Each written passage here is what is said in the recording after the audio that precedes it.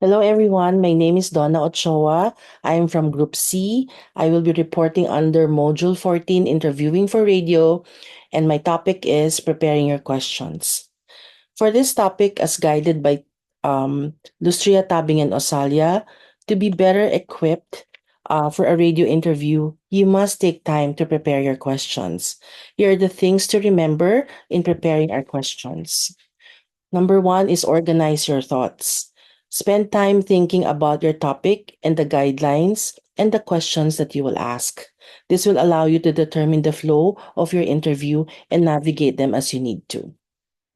Prepare your notes. Some of us, we don't prepare notes as we want it to be as natural as possible. But if you make notes, you actually make a mental note of it, and then you would see that your the flow would be more logical, and it will also give you clarity as you move on with the interview. Make enough research. This will give you confidence having a good amount of information um, with a topic in your interviewee. By doing so, you will be able to craft your questions more aligned to the topic and can revert to the conversation if it sidetracks. As I was doing my research on this, a lot of self help information are available online, one of which is from radio.co. You also have to remember to stick to your topic. At times during the interview, there may be questions or topics that interest both you and your interviewee. This is very good because it will foster ease in your conversation, but you have to be able to bring it back or sway it back into your topic. Prepare well crafted questions. As you are now have organized your thoughts and research on the topic, you are now equipped to craft your questions to be more engaging. Your questions need to ensue detailed answers and go for questions that clarify. Open ended questions will give you the lengthy answers, while direct questions will give you the simple ones like yes or no. It is important to plan out your questions to make the interview more natural and make it more like a conversation that would lead you to your developmental topic. There are also some basic tips. You have to go for simple and direct questions. Frame your questions one topic at a time. Clarity. Mentioning your topic based on what your interview had previously said, or you may have researched that she is has said something about your particular topic, may help the viewers focus on the train of conversation. Seamless. Prepare questions that are equipped to transition from one topic to another to build up the conversation. And of course, there has to be continuity. Questions must lead the conversation to the purpose of the topic and the areas for clarification by using phrases like, okay, let's go back to the topic, or in connection to this topic, we can use those phrases. Number five is relevance. The most important thing is to bring forth the information that the viewers need. They have to be the receiving end on this, having the thought in mind that transforming the interview into a conversation that addresses their need or that addresses the concerns of the community. There has to be something to be brought forward to this, like a suggestive solution. Of course, if there are basic tips, there are also things to avoid.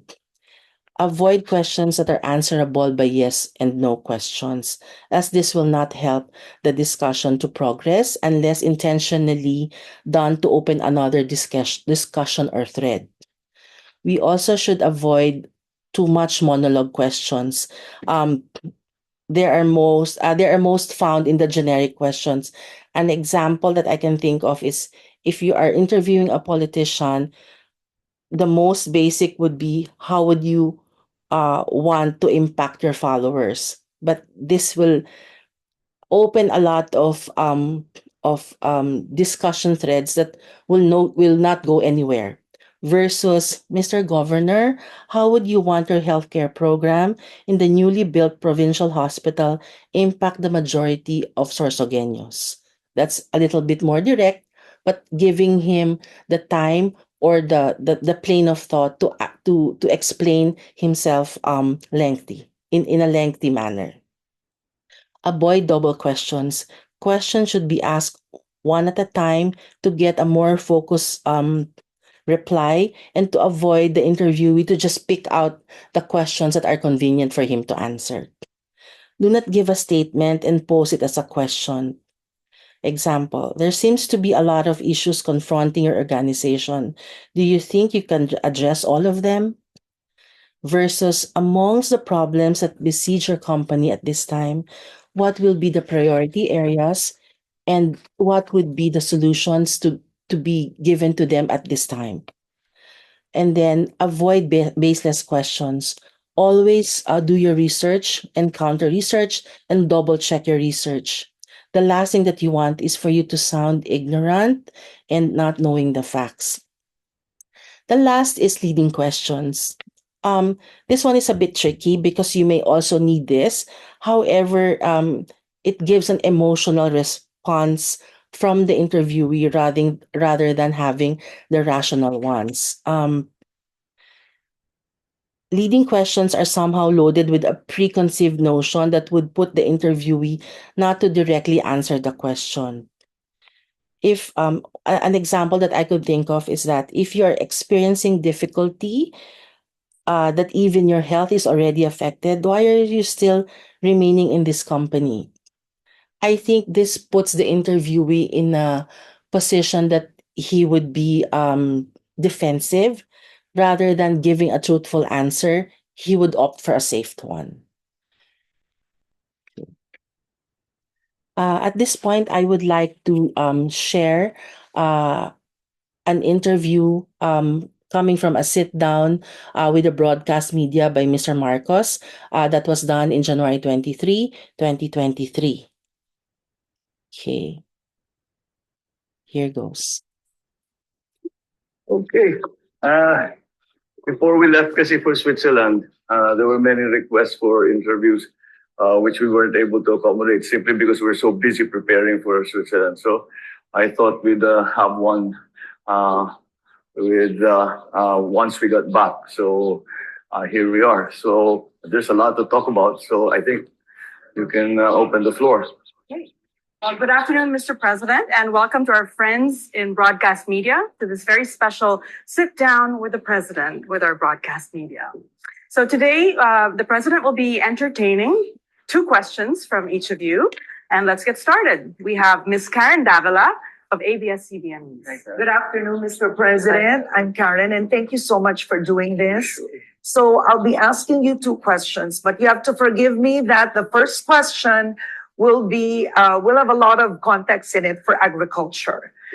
Losses are driving farmers to desperation. Some farmers already taking their own lives. In Davos, you said you would only step down as Agri Secretary if you've ticked off items in your bucket list. My question is, what is in that list? And what will you specifically do to implement for farmers to feel a change in their lives today, in the short and medium term? Okay. Observe how Karen staged her question, not giving an excuse, but she paved the way to pose her question specifically for agriculture and mentioned the stance that Mr. Marcos may have made before, allowing him to elaborate on his reply. I did not anymore post a reply, but I really wanted to focus on how Karen mounted her question. Okay, for now, this is about it. My co-members in the group will be discussing more of this. But for our discussion question, which I will also post later on, if you will be given a sit down with a personality of your choice, what would your two questions to him or her and why? Thank you very much. The next slide would be my sources and references. Thank you, everyone, and have a good day. Thank you.